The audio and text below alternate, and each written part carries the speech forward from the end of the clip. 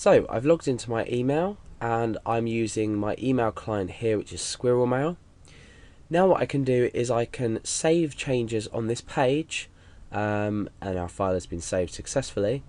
Now what we can do is we can come in here and just refresh. We've got an unexpected t variable on line 4, so let's go check this error out before we proceed. So let's go down to line 4. That's the reason, is because I have on line 3 I didn't incorporate a semicolon at the end of my line. So let's save changes again and let's refresh. Okay, so we've got a confirmation message. Email has been sent to alex@phpacademy.org. Let's go over to my email client and click back onto my inbox. Okay, so you can see that in bold a new email has popped up, and this is from someone at phpacademy.org. Now the subject is this is a test email, which does correspond to what we specified in our variable here. This is a test email. So if we click on it and go in further, we can see that it says this is a test email, NN, hope you got it. Okay, so my mistake, this has not correctly processed, and the reason being, I can already tell you the reason being, is because we haven't specified this in double quotation marks, and it hasn't processed these because we're not using double quotation marks. So what we could do is we could append on double quotation marks and then back to normal again. There. Okay. Or you can just enclose this completely in quotation marks. It's entirely up to you. Okay, so let's save the changes again and resend the email. Let's refresh.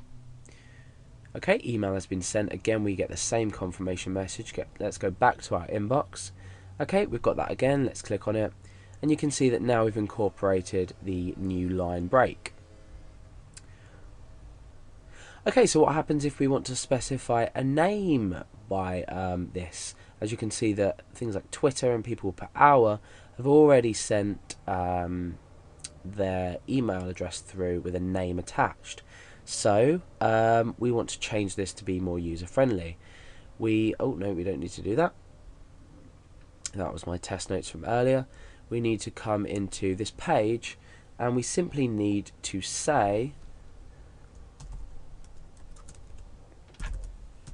PHP Academy there, and in fact no we don't, we need to say from PHP Academy, and then in a less than and then a greater than sign we put the email address. So let's save the changes there. Let's go back and refresh our page so we resend the email back to Squirrel Mail email client, and you can now see, oh, we need to log in again. Okay, so I've logged back in and you can see that the email is from PHP Academy this time with the same subject and then the content of the email. Now you've probably noticed that we've got a bit of extra white space just before our message, and this is because when we don't need that again. When we are editing this, it's automatically going to take into account, I think, I'm not too sure this is correct of me, but we're automatically going to take into account the space before this.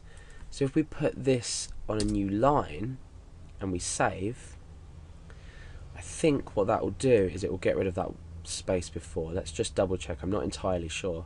It might just be this email client. Okay, yeah, it is. So if you find things like too many spaces down or anything like that, this body string is going to be taken literally. So I could say this is a test email, and then hope you got it. If I was to go down, I am actually creating myself a new space, but it's always better to use these \n line breaks. Okay, so that is the very basics of sending an email with PHP.